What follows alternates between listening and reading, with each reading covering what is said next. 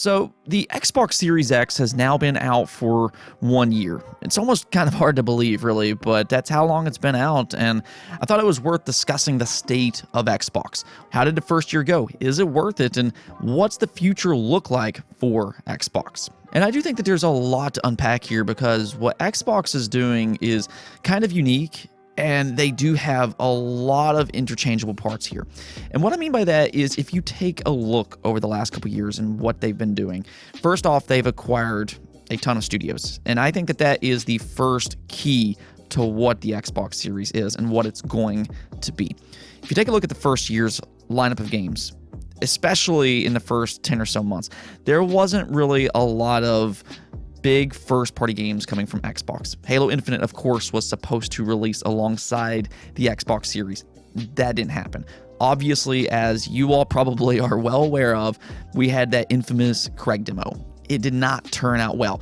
Visually, that game was not up to par or not up to expectations of what fans wanted. It was heavily criticized. They delayed the game for an entire year. And up to this point, we still have not gotten Halo Infinite. That will release next month on December 8th. And honestly, it's looking really good. Very excited for that one.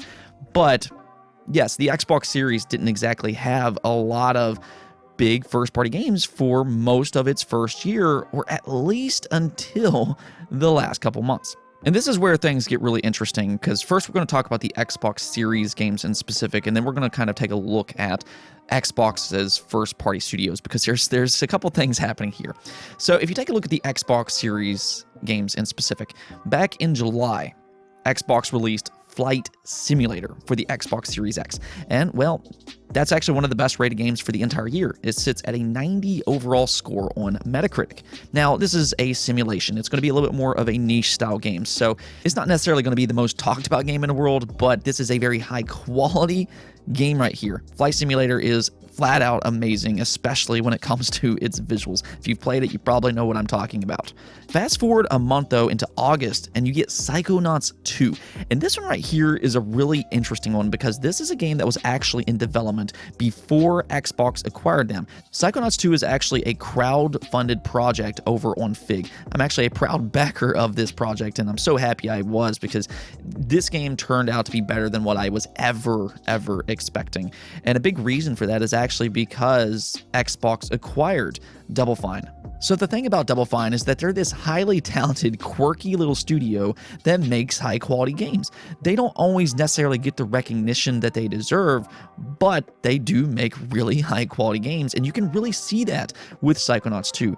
And a big part of that was because of the Xbox acquisition. See, the thing Xbox can do with these acquisitions is that they can unlock the potential of some of these studios, and we saw that happen with Double Fine. See, before that acquisition, Double Fine was actually trying to get Psychonauts 2 out the door in 2020, but, well, they talked to Xbox, and Xbox was like, okay, well, you know what, we're going to go ahead and delay this game for another year, and then you all will have the time to get everything that you want into the game. You can make it as high quality as you possibly can. And that's exactly what happened. Double Fine has been very forward about this specific topic. Xbox gave them the funding to delay this game, and they actually added in content that they previously had cut.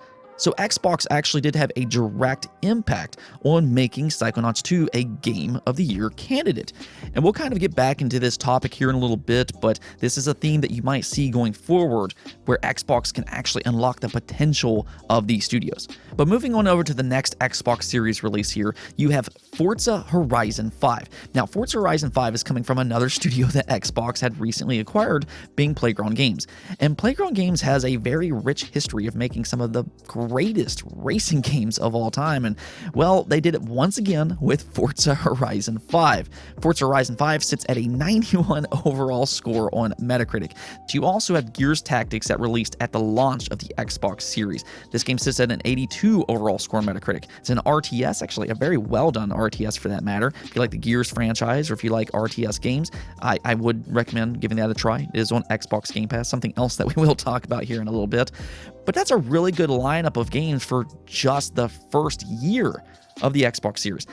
But it goes a little bit beyond that because, like I said before, there's some interesting things happening with Xbox. So if you actually look a little bit beyond just the Xbox Series games, You have something like Age of Empires 4. Now, this game released on the PC, sits at an 82 overall score on Metacritic. The Age of Empires franchise has always been really successful over on PC, and it seems to be doing a good job over there, but this game will eventually head over to Xbox as well. They are looking into how they can do that. And then you also have, and this one's probably the most interesting one on this list, Deathloop. Okay, so Deathloop released as a PlayStation 5 timed exclusive.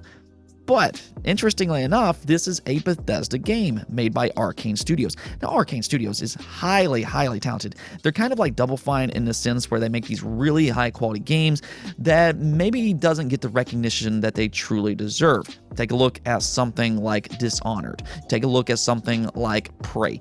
Both these games, fantastic. So it was really no surprise that Deathloop also turned out to be a really good game. It sits at an 88 overall score on Metacritic. And even though Xbox didn't really have a direct impact on making this game, they do now own the talent that worked on Deathloop. They did acquire Bethesda earlier this year, which owns Arcane Studios. So any game that Arcane makes in the future will be exclusive to Xbox. And for that matter, Deathloop, again, is a timed exclusive for the PlayStation 5. It will be heading to Xbox Series sometime next year, and it will launch day one into Xbox Game Pass. Now, of course, we will talk about Xbox Game Pass here in a little bit, but one thing you're starting to notice with the first year of the Xbox Series is that they are putting out high-quality games, whether that be Gears Tactics, Flight Simulator, Psychonauts 2, Deathloop, Forza Horizon, or Age of Empires 4.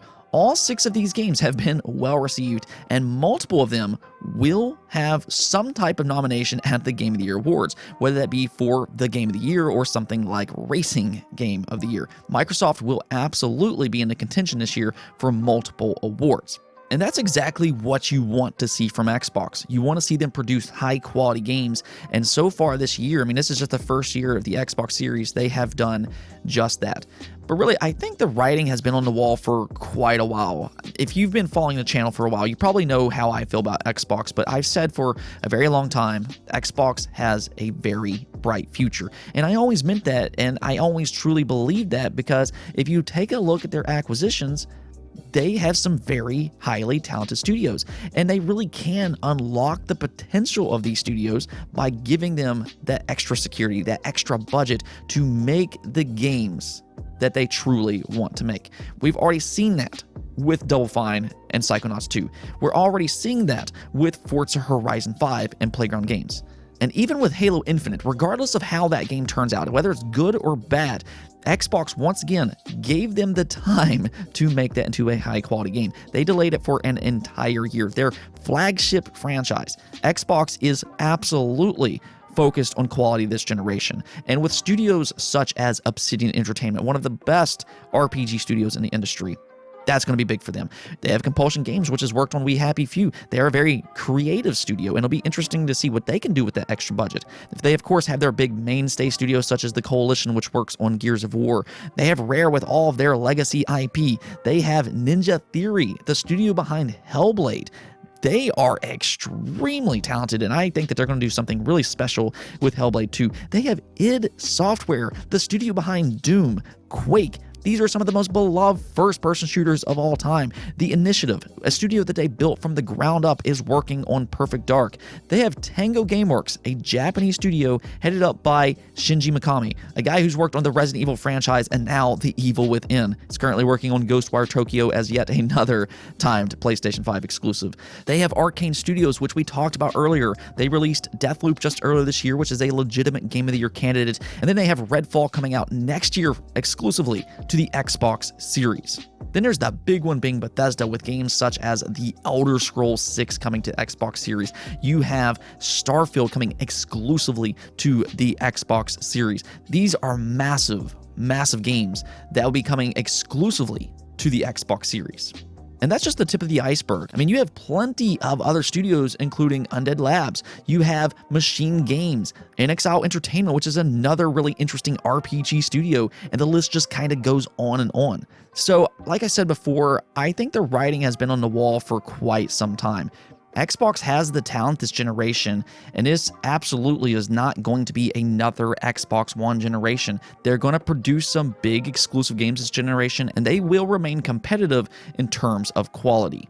Now, beyond Xbox's first-party studios, though, it's got some other things going for it as well. One, the Xbox Series X on paper is the most powerful console on the market. Games on this console look ridiculously good, running at a buttery smooth 60 frames per second with high resolution, and from time to time you might get ray tracing as well. And it seems like the further we've gotten into this generation, the better games have looked. Once they improved their tools, we really started to see some developers take advantage of what the Xbox Series X is capable of. So this is a great console to buy third-party games on, especially if you are a multi-platform owner. Then on top of that, you have backwards compatibility. Xbox is leading the industry when it comes to backwards compatible games. They are doing some revolutionary stuff right now. Not only can you play Xbox One games on the Xbox Series, but you also have access to large portions of the Xbox 360 library as well as the original Xbox. And what makes their backwards compatibility just so special is that they're actually able to play all these older games on the Xbox Series, and they look and feel even better. They've incorporated things such as auto HDR, where you can actually have HDR on games that never had it in the first place. Also, some games runs at better frame rate, including games that have locked frame rate. Yeah, somehow they managed to do FPS Boost Mode, which takes games that have a locked frame rate and then they doubled it. So games such as Fallout 4, which previously played at 30 frames per second, can now be played at 60 frames per second on the Xbox Series. So right out of the gate, as soon as you buy the Xbox Series, you already have access to a large library of games that play better than they ever did before. And speaking of having access to a lot of games right out of the gate, we of course need to talk about Xbox Game Pass. Xbox Game Pass is the subscription service that changed everything for the Xbox brand. There's a reason that fans have been raving so much about Xbox Game Pass for a few years now. Not only do you get access to hundreds of games by subscribing to Xbox Game Pass, but on a monthly basis, you get more games, which more often than not has some very interesting titles, including day one releases. Yeah, day one releases is something that Xbox Game Pass fans know very well, as almost on a monthly basis, a game will launch directly into Xbox Game Pass, which means you have to pay no extra money to play that game day one. Now, this includes every single one of Xbox's first-party studios. We talked about them earlier in this video, and every one of their games releases directly into Xbox Game Pass day one, which pretty much pays for itself immediately. But then also, you have several third-party games that releases directly into Xbox Game Pass. Back 4 Blood, just last month, launched directly into Xbox Game Pass. And then there's also a lot of these independent games that comes over to Xbox Game Pass day one. And it's almost hard to believe that there's a deal in gaming that is this good, but Xbox Game Pass has consistently done this for a couple years now. You really just have to love Xbox Game Pass. But to just kind of sum up this video, the Xbox Series has a lot of things going for it. They have the talent with their first-party studios. They have the services with Xbox Game Pass. They have the power with Xbox Series X and those third-party games. And then they also have backwards compatibility. This all makes for a great console with the Xbox Series X, or if you want, you can go with the Xbox Series S, which is a more affordable option. Regardless though, I've said several times in the past that I think Xbox has a bright future, which I truly do believe. I think that it's only going to get brighter and brighter from this point forward. But I can also say that I think the present for the Xbox Series is already great now. Now, obviously, some of this is going to depend on whether or not you like the games that are out now. If you're not interested in Forza or Halo, you might not be into the Xbox Series currently, but as I've said before, there's other things going for the Xbox Series as well, including Xbox Game Pass, the power for third-party games, the backwards compatibility, so I think that there's already a lot of other reasons to own an Xbox Series, but if you're not into the exclusives that have released so far, you might want to hold off until some other games comes out, such as Starfield, maybe Redfall coming out next year, and the list just kind of goes on and on.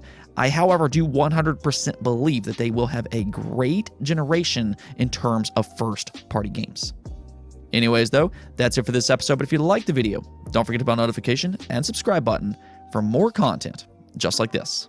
Also, if you'd like to support the channel through Patreon, Thank you for making this content possible. Peace out.